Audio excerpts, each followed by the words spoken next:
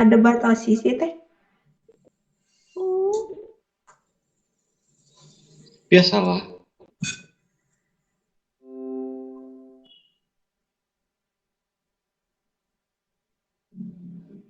Atos. Yo, gas. Jelasan mereka. Gas. Ayo, gas. Yuni mana Yuni? Iya, kan bikin makalah. Oh iya, sok. Mulai ya. Assalamualaikum warahmatullahi wabarakatuh. Kami dari kelompok 6 akan membahas tentang Bismillahirrahmanirrahim. Brazil. Balik. Akan Balik atuh balik jadi deui 1 2 3 start. Bismillahirrahmanirrahim. Assalamualaikum warahmatullahi wabarakatuh. Waalaikumsalam. Waalaikumsalam warahmatullahi wabarakatuh. Warahmatullahi wabarakatuh. Kami dari kelompok 6 akan mempresentasikan materi perkembangan negara maju dan negara berkembang. Kami akan membahas tentang negara Brazil. Kelompok 6 ada Asti Rahmawati, Dinda Juliana, Raymond, Sopwan, dan Yuni. Di sini kami akan membahas 4 aspek. Yang pertama ada bentang alam, kedua sistem politik dan pemerintahan, ketiga sistem ekonomi, dan keempat sistem sosial budaya. Yang pertama adalah bentang alam.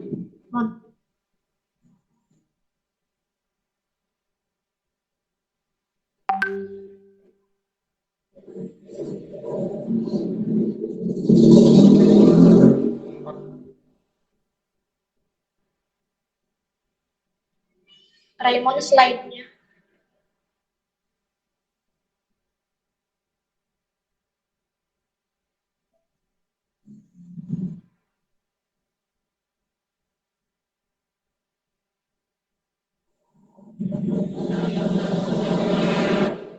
Mohon.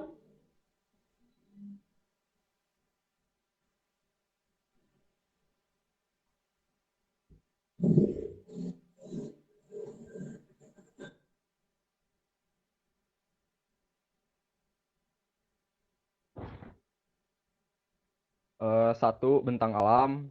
Brazil adalah negara terbesar yang terletak di benua Amerika Selatan.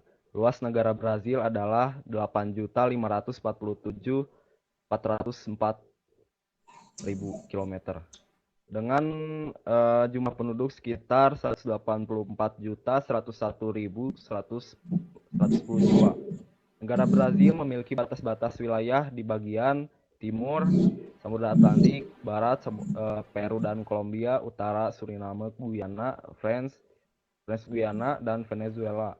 Selatan ada Samudra Atlantik, Uruguay, Paraguay, dan Bolivia.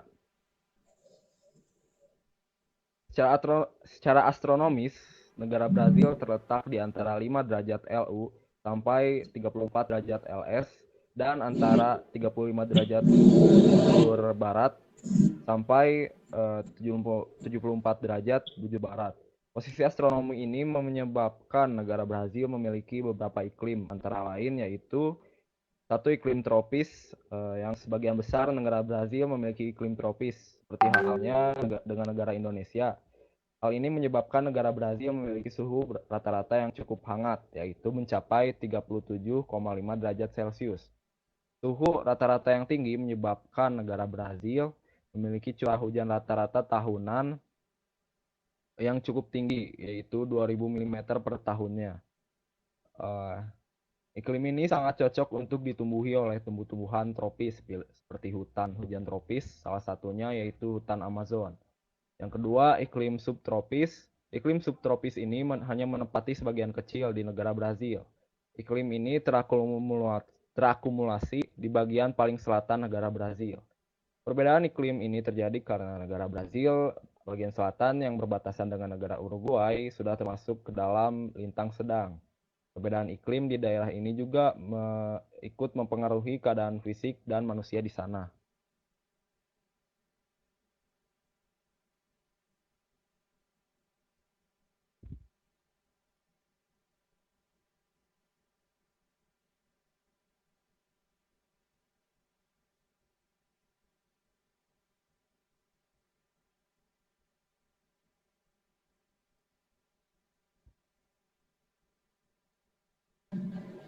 Lalu berdasarkan wilayah-wilayah fisik tersebut, negara Brazil dapat dibedakan menjadi 4 bentang alam, yaitu daerah lembah Amazon menempati 49% luas keseluruhan Brazil.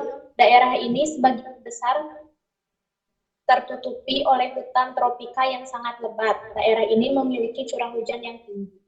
Lalu, dua dataran tinggi Brazil. Dataran tinggi yang berupa scarp yang memanjang dengan arah selatan barat daya ke utara timur laut.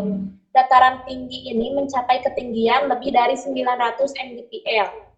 Lalu yang ketiga, dataran rendah yang sempit. Daerah ini memiliki iklim tropis dan hujan yang selalu turun sepanjang tahun, yang berasal dari angin pasat tenggara dari Samudra Pasifik. Dan yang keempat adalah daerah Brazil bagian selatan. Daerah ini berbatasan langsung dengan negara Argentina. Bentang alam di daerah ini merupakan wilayah pegunungan tinggi yang berupa escarpment yang memanjang ke selatan. Selain berupa escarpment, daerah ini juga terdapat daerah datar yang sempit berawan. Lalu, yang kedua adalah sistem politik dan sistem pemerintahannya. Terlebih dahulu kita akan membahas sistem politik di Brazil. Konstitusi Brazil yang berlaku saat ini disahkan pada tanggal 5 Oktober 1988. Dalam upaya mereformasi konstitusi ini, 5 partai besar yaitu PMDB, PFL, PSDB, PP, dan PTB sepakat bahwa hal-hal yang perlu mendapat prioritas untuk dibahas di Kongres adalah masalah imunitas anggota parlemen, pencabutan hak berpolitik, loyalitas kepada partai, sistem pemilu, dan pembatasan waktu mandat presiden. Hal ini semua merupakan bagian dari yang disebut reformasi politik, yang hingga saat ini masih belum dirampungkan dan terus dalam prosesnya. Parlemen Brazil disebut Kongres, terdiri dari 81 anggota Senat atau Senator, yang terdiri dari 3 orang dari setiap negara bagian dan distrik federal, serta 513 anggota DPR. Masa jabatan anggota Senat adalah 8 tahun, sedangkan masa jabatan DPR adalah 4 tahun. Baik anggota Senat maupun anggota DPR dipilih secara langsung oleh rakyat melalui pemilu.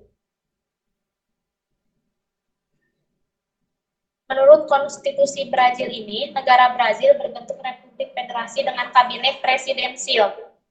Brazil memiliki 26 negara bagian dan 1 distrik federal. Konstitusi 1988 ini menjamin kekuasaan yang luas pada pemerintah federal yang terdiri dari eksekutif, legislatif, dan yudikatif. 10 partai politik besar dalam percaturan politik Brazil adalah PT Partido dos Trabalhadores atau Partai Buruh Kiri. Lalu ada PMDB atau Partido do Movimento Democrático Brasileiro, ada PL, PC2B, PPB, PPS, PTB, PSBD, dan PFL. Mahkamah Agung Federal terdiri dari 11 hakim dan bertemu secara rutin di ibu kota Brasilia. Pengadilan federal berkedudukan di setiap negara bagian dan di distrik federal. Jenis pengadilan lain adalah pengadilan pemilihan federal untuk melindungi pemilu dan pengadilan pekerja atau buruh. Hakim-hakim federal di Brazil diangkat untuk seumur hidup. Dan pengadilan di negara bagian ini dilakukan dengan koordinasi dengan pengadilan pusat.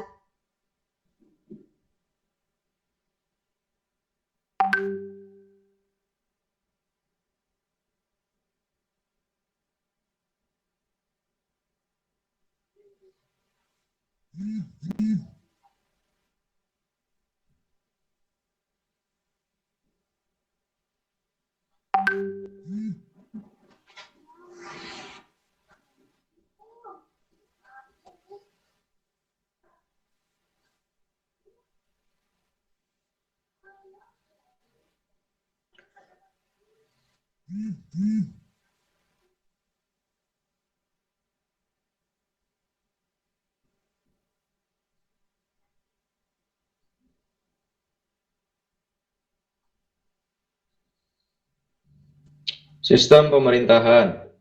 Konstitusi 1988 memberikan kekuasaan yang besar pada pemerintah federal. Presiden Brazil memegang kekuasaan eksekutif yang besar seperti menunjuk kabinet dan sebagai kepala negara dan pemerintahan.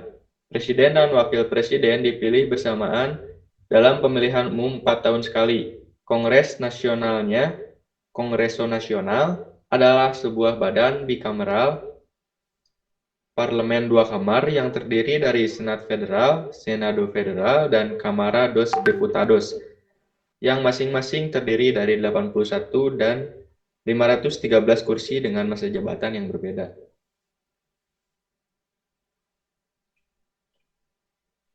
Brazil memiliki ekonomi terbesar ke-8 menurut nominal GDP di dunia, dan terbesar ke-7 menurut Purchasing Power Parity.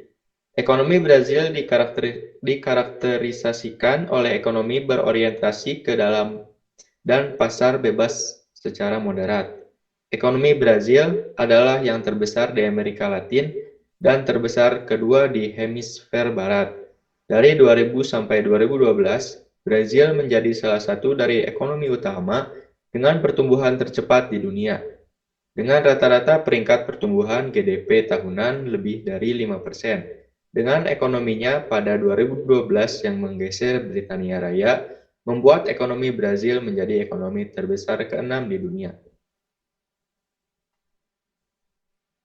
Pada 2012, Forbes menyatakan bahwa Brazil adalah negara dengan jumlah milioner terbesar ke-5 di dunia.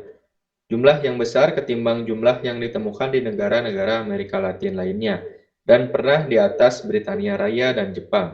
Brazil adalah anggota organisasi ekonomi divers seperti Mercosur, UNASUR, GB+5, G20, WTO, dan Keynes Group. Ketika para penjelajah Portugis datang pada abad ke-15, suku-suku pribumi di Brazil pada masa sekarang, yang berjumlah sekitar 2,5 juta jiwa, telah hidup secara virtual, tak berubah sejak zaman batu. Dari pendudukan Portugal di Brazil dari 1500 sampai 1822 sampai akhir 1930-an, unsur-unsur pasar dari ekonomi Brazil diisi oleh produksi produk-produk primer untuk ekspor. Sejak itu, Brazil mengalami periode ekonomi yang kuat dan pertumbuhan demografi yang diikuti oleh imigrasi massal dari Eropa, utamanya dari Portugal, Italia, Azores, Spanyol, Jerman, Polandia, Ukraina, Swiss, Madeira, Austria, dan Rusia. Selain itu juga ada yang berasal dari Belanda, Prancis, Finlandia, Islandia, Skandinavia, Lituania, Belgia, Bulgaria, Hungaria, Yunani, Latvia, Inggris, Irlandia, Skotlandia, Kroasia, Republik Ceko, dan beberapa negara Timur Tengah lainnya.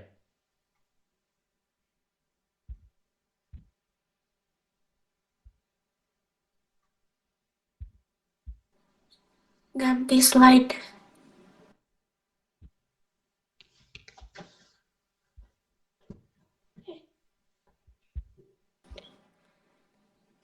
Sekarang, dengan jumlah penduduk sekitar 190 juta dan sumber daya alam yang melimpah, Brazil menjadi salah satu dari 10 pasar terbesar di dunia yang memproduksi 10 juta ton baja, 26 juta ton semen, 3,5 juta televisi, dan 3 juta kulkas. Brazil memproduksi berbagai kebutuhan untuk menaikkan tingkat ekonominya, seperti pada bidang industri dengan industri utama industri automobil, petrokimia, mesin elektronik, semen, dan konstruksi pesawat, tekstil, makanan, minuman, pertambangan, pariwisata. Sistem sosial dan budaya di Brazil. Mayoritas agama yang dianut penduduk Brazil adalah 74%,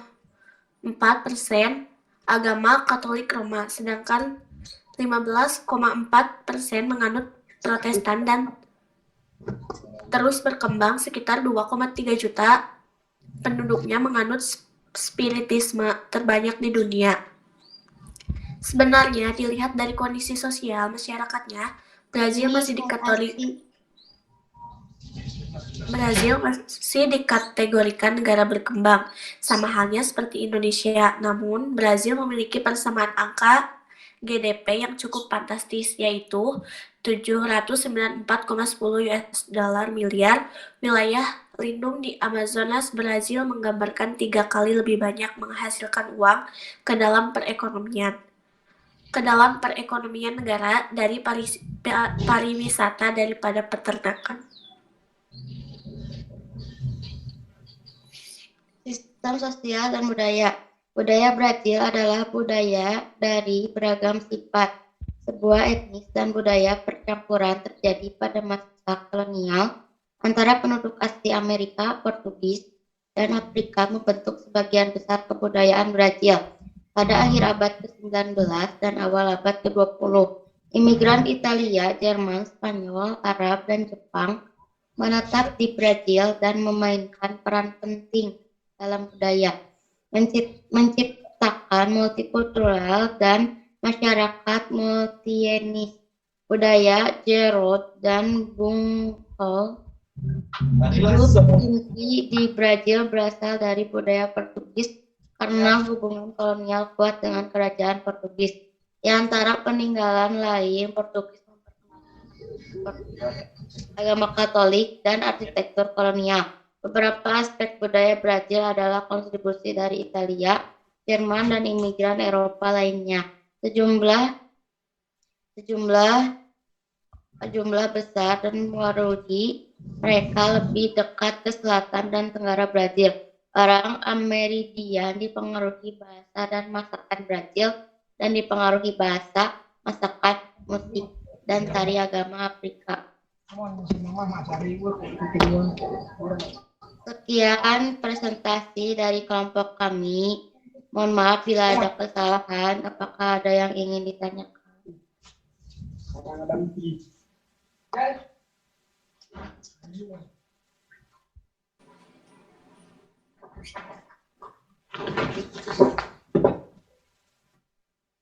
Apa ada yang ingin ditanyakan?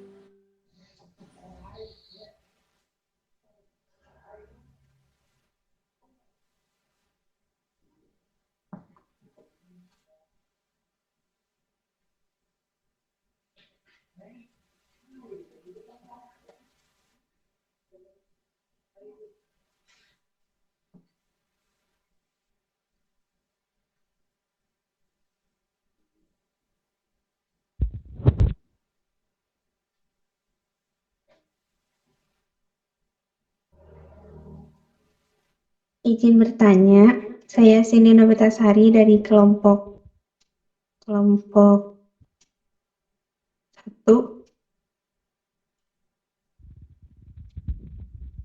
Boleh? Boleh. Ya, silakan. Cindy.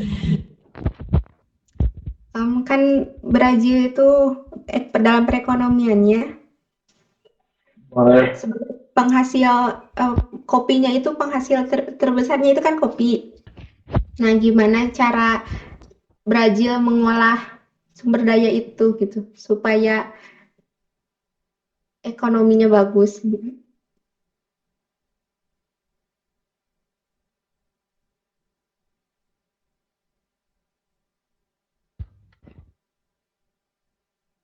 Terima kasih. Baik, kami tampung dulu. Apakah ada satu pertanyaan lagi?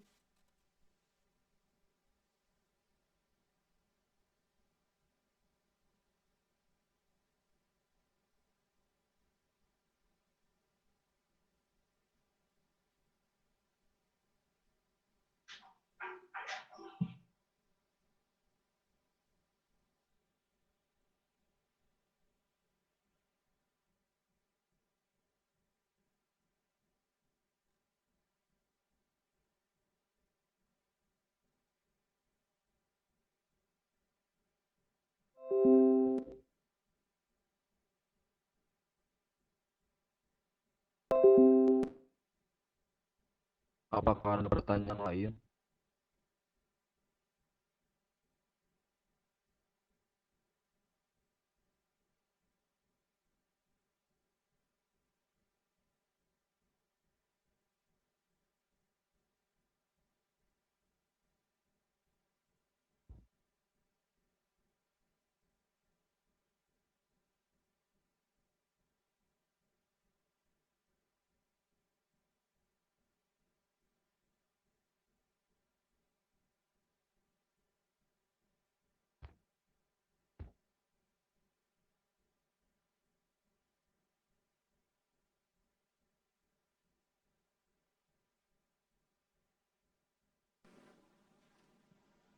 Saya akan menjawab pertanyaan dari Cindy. Kenapa Brazil memiliki kopi terbesar di dunia? Karena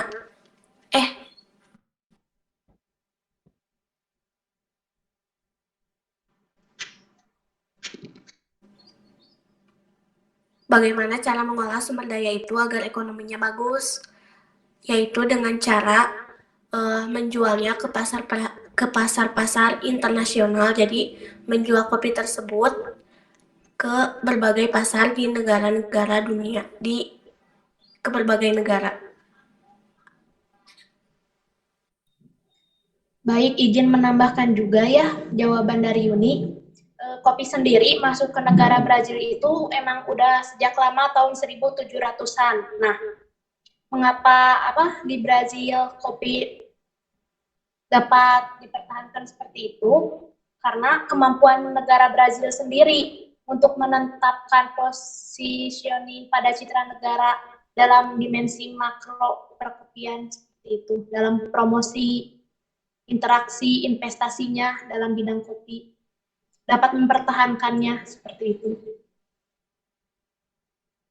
Izin menambahkan juga, jadi di Brazil itu lahan buat kopinya itu kurang lebih ada 600 hektar. Jadi banyak para petani jadi banyak orang yang menjadi petani untuk mencari mata pencaharian sebagai petani kopi. Juga di Brazil juga ada kebiasaan minum kopi, jadi banyak diproduksi gitu.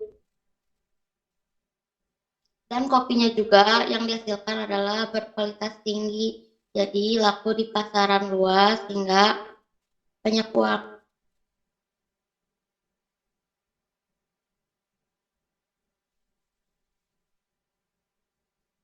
Gimana, Cindy? Yap, sudah sangat jelas. Terima kasih banyak.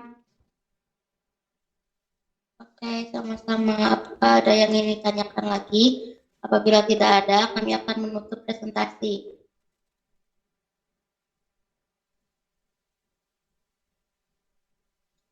Saya rasa tidak ada, maka presentasi kali ini saya akhiri.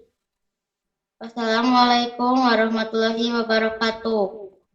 Waalaikumsalam warahmatullahi wabarakatuh. Assalamualaikum warahmatullahi wabarakatuh.